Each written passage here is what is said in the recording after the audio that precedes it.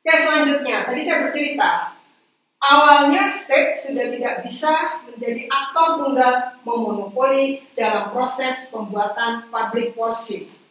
Ya, nggak boleh. Nah, ini karena apa? Kalau tetap memonopoli, ya, berarti pemerintah itu tidak efisien. Berarti pemerintah itu boros anggaran. Selanjutnya, berarti pemerintah terlalu fokus pada outsourcing. Misalnya outsourcing ya. Bahasa Indonesia outsourcing apa ya? Outsourcing. Ciri pemerintah monopoli itu mengandalkan ini. Outsourcing, boros anggaran, dan dia tidak efisien. Jadi, kalau negara kita misalnya tidak mau menerapkan good governance, ya boleh aja, nggak apa-apa, nggak ada yang bersanksi, ya, cuma nggak pantas gitu ya. Dalam tatanan pemerintahan zaman sekarang itu, kalau ada pemerintah yang tidak efisien, anggarannya boros, lalu banyak tenaga-tenaga kontrak, ya, beberapa BUMN kan sejak tahun 2000 itu kan tidak menerima pegawai negeri ya, semua outsourcing. Nah, ini cirinya apa? Ya kita sebenarnya belum good governance. Belum good governance. Itu intinya. Karena secara good governance itu pemerintah nggak boleh ini. Tidak boleh memonopoli, tapi harus merangkul swasta. Gitu ya. Nah, ini. Terus yang kedua, ya, pemerintah, ya, state, pemerintah itu state itu diwakili oleh pemerintah dari tingkat nasional sampai tingkat desa. Maka kita di sini juga tidak boleh pemerintah mengambil inisiatif terus, tidak boleh mengambil inisiatif, tapi inisiatif itu juga harus berasal dari swasta. Inisiatif itu harus berasal dari masyarakat. Inisiatif untuk apa? Untuk menyelesaikan masalah. Penyelesaian masalah itu harus dituangkan atau dalam bentuk policy, dalam bentuk kebijakan. Karena kebijakan untuk publik maka namanya kebijakan publik. Jadi kebijakan publik adalah kebijakan untuk menyelesaikan masalah yang dihadapi oleh masyarakat. SOP-nya, ya kalau kita bisa anggap SOP ya, atau obat generik ya. Obat generik ketika negara itu tidak efisien, ketika negara itu boros anggaran, ketika negara itu banyak mengadopsi atau mengangkat pegawai-pegawai outsourcing. Maka itu artinya negara belum menjalankan ini. Good governance. Kita baru ke sini. Kita baru di sini loh tahapnya. Ya, yang kita jalani dalam pemahaman saya masih sini. Karena kalau kita ke sini maka punya kelanjutan ini. Kalau kita sudah good governance beneran, maka kita sudah demokrasinya tinggi. Ya, jadi kalau kita sudah benar-benar good governance, maka tingkat demokrasi kita sudah sangat terlembaga, ya, sudah tinggi tingkat demokrasinya. Karena apa? Karena di situ ada yang pertama ada transparansi, ada akuntabilitas, ada partisipasi, ada penegakan hukum, ada pengawasan. Kalau sudah begini, ini adalah unsur-unsur yang mendukung tentang demokrasi. Oke. Jadi saya lanjutkan ya. Kalau kita berada di kubu yang pertama, good governance itu adalah untuk efisiensi, ya, supaya tidak terjadi penyalahgunaan kekuasaan. Kubu yang kedua, good governance adalah untuk menjalankan demokrasi, supaya kadar kelembagaan demokrasi itu menjadi lebih baik atau praktek-praktek demokrasi itu menjadi meningkat sampai dari pusat sampai ke bawah. Nah, kalau dalam kita lihat dari model perencanaannya, kalau negara itu baru governance, maka perencanaannya itu bersifat top down. Kalau masih governance, tapi kalau sudah good governance, perencanaan itu bersifat bottom up. Itu 2 poin yang harus kita perhatikan. Oke, saya lanjutkan saja untuk mengklarifikasi bagaimana sebenarnya good governance, irisan. Ya, saya menjelaskan tentang irisan antara governance plus good governance plus public policy. Ada irisannya. Yang pertama, irisannya ya, kata kubu pertama yang dari Inggris, kubu pertama itu bilang bahwa dari good governance, dari governance menuju good governance itu ditandai adanya kolaborasi, ditandai dengan kerjasama antara pemerintah dengan swasta atau antara pemerintah dengan masyarakat. Ya, ada kolaborasi, ada kerjasama, ada pola-pola kemitraan, ada pola-pola yang bersifat koordinatif. Di sini artinya antara swasta dengan pemerintah atau swasta dengan negara dan juga dengan society atau civil society sudah terjalin hubungan yang sifatnya ini ketergantungan. Ada interdependensi antara state, market, and society. Jadi governance ke good governance itu ditandai oleh ini, hubungan yang bersifat kolaboratif, hubungan yang bersifat koordinatif, hubungan yang bersifat kemitraan, hubungan yang bersifat menjalin kerjasama antara state, market, and civil society. Itu intinya. Dan hubungan itu bersifat juga hierarkis. Ya, itu yang penting. Ya. Jadi antar pelaku ini punya hubungan yang bersifat hierarkis. Mungkin yang mengambil peran kalau di sini ya, kita balik lagi ke kasus bansos, yang mengambil inisiatif adalah Kementerian Sosial.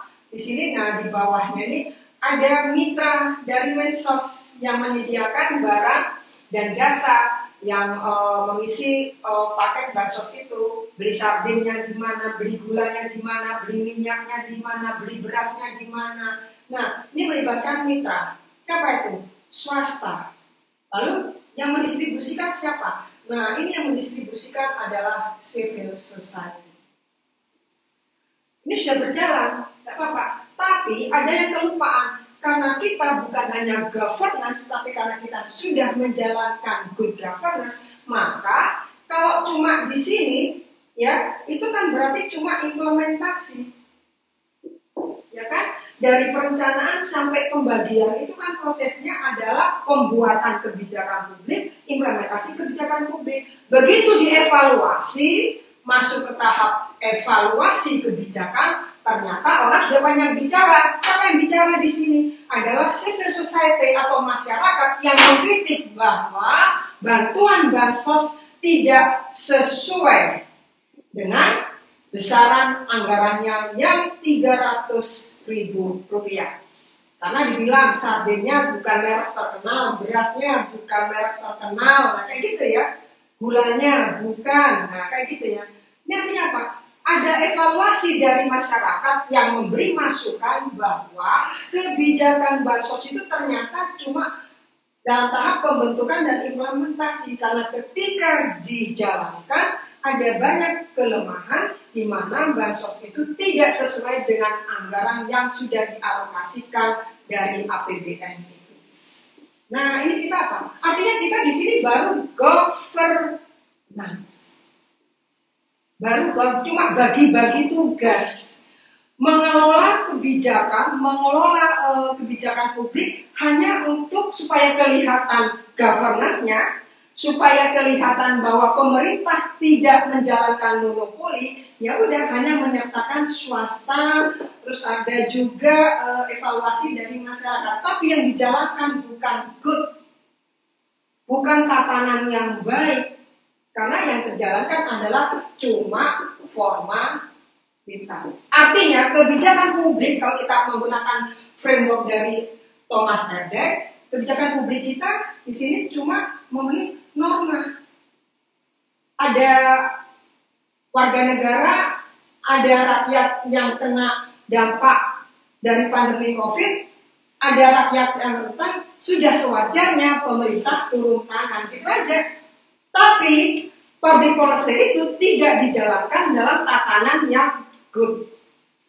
Poinnya gitu, paham ya? Jadi bansos itu dijalankan, ya dijalankan, tapi dijalankan dalam tatanan governance aja. Tapi tidak dalam tatanan good governance. Pekerjaannya dibagi-bagi ke mitra, kan ya? Tapi tidak memenuhi unsur-unsur transparansi, tidak memenuhi unsur-unsur akuntabilitas, tidak memenuhi unsur-unsur partisipasi, tidak memenuhi unsur-unsur penguatan hukum, ya, dan sebagainya. Oke, paham ya? Oke, saya lanjut dulu. Ada yang mau bertanya? Mengenai kita lanjut dulu ya. Yang kedua, saya ingin melihat bahwa kenapa kita kok masih di sini levelnya. Ini secara empiris ya. Ini kita, saya bilangnya ini empirisnya ini. Empirisnya kita di governance ya. Kita sejatinya belum di good governance. Sejatinya belum. Secara empiris kita baru bagi-bagi peran. Kita baru bagi-bagi kewenangan.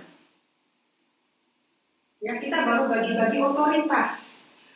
Ya, otoritas pengadaan barang, otoritas pendistribusian, ya, tapi belum memperhatikan unsur-unsur transparansi, akuntabilitas, pengawasan, partisipasi, penegakan hukum, ya.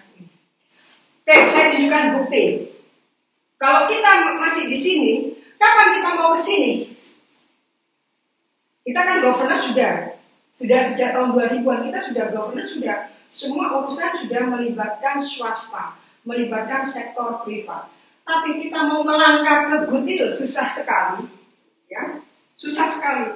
Meskipun beberapa pemerintah daerah, ya, pernah diberikan penghargaan oleh Bank Dunia tentang perda yang memuat tentang ini loh, OPD yang sudah menjalankan prinsip-prinsip good governance. Ini tahun 2000-an, 2007, 2008. Jadi sudah ada dan mereka memperoleh penghargaan dari Bank Dunia. Ada beberapa kabupaten, pemerintah kabupaten di Jawa Timur, saya lupa, itu yang memperoleh penghargaan dari Bank Dunia karena sudah menegakkan prinsip-prinsip good governance. Ya, itu adalah demi penghargaan itu sehingga pemerintah kabupaten X itu adalah menjalankan ini sehingga ini dituangkan dalam perda. Jadi Bank Dunia melihat ini serius nih berarti kabupaten ABC di Jawa Timur sehingga Bank Dunia memberikan penghargaan kepada pemerintah kabupaten itu. Ya, ini juga sudah ada yang meneliti. Ya.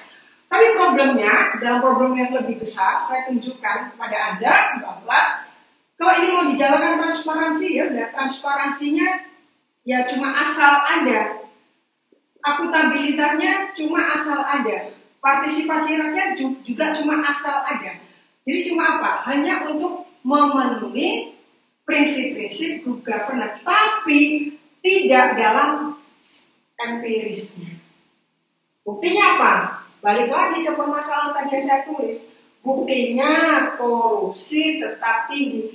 Kalau sudah ada good governance, seharusnya korupsi turun angkanya. Seharusnya KPK tidak melakukan operasi tangkap tangan OTT, atau KPK sudah tidak diperlukan lagi, atau pengadilan tipikor sudah dibuyarkan. Tapi kenyataannya hampir setiap saat kita menemukan ada keberhasilan KPK dalam menangkap pelaku korupsi. Nah, ini artinya apa? Kita udah benar kan, belum good governance. Ya, jadi intinya kita belum good governance, kita baru di governance. Ya, itu salah satu buktinya. Ya, lalu kemiskinan. Kenapa kemiskinan tetap terjadi? Kalau kita benar-benar melakukan good governance, maka tidak ada kemiskinan. Atau kemiskinan kita itu ya adalah di dunia, tapi tidak seperti yang diproduksi oleh BPS, bahwa di Jawa Timur aja ada 7, ada 8 kabupaten termiskin: Bangkalan, Sampang, Sumeneb, Pamekasan, Tuban, Probolinggo, Situbondo, Bondowoso, Jember. Ya, Surabaya masuk dalam peringkat 19 dari angka kemiskinan di Jawa Timur. Artinya apa? Kita belum good governance gitu. Kita baru ke sini. Baru governance. Ya, jadi paham ya Anda ya. Jadi kalau mau kita bilang Indonesia good governance ya good governance sudah, tapi tidak dilaksanakan dengan sepenuhnya. Masih setengah-setengah. Artinya yang salahnya siapa? Ya mungkin ketika merumuskan public policy di sini masyarakat kehadirannya cuma formalitas. Kegiatan-kegiatan perencanaan pembangunan dari bawah, musrembang, itu bisa jadi cuma formalitas. Ya kan? Sehingga ketika public policy itu dijalankan, ya cuma untuk memenuhi ini, untuk memenuhi unsur-unsur government, supaya good governance yang good, ada unsur-unsur transparansi, akuntabilitas, pengawasan, ya, penegakan rule of law dan lain-lainnya dalam unsur itu.